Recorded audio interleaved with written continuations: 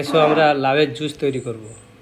প্রথমে লাউয়ের ছালটা ছুলে দেওয়া হলো, তারপরে বীজ ছাড়ানো হলো। বীজ ছাড়িয়ে তারপরে এরকম করে কুচি কুচি করে কেটে নেব। কেটে নেওয়া হয়ে গেলে পর আমরা ব্লেন্ডারেতে এটা বেটে নিচ্ছি। বেটে নিয়ে আর এইভাবে ছেঁকে নিলাম। ব্যাস হয়ে গেল লাউয়ের জুস।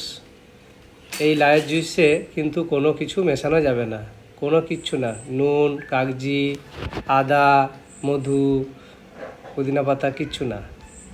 এরপরে ধীরে ধীরে আমরা মুখের মধ্যে খানিকক্ষণ রেখে তারপরে খেয়ে নেব। খালি পেটেই খাবো সকালবেলা, এবং খাওয়ার পর 2 ঘন্টা কোনো কিছুই খাবো না।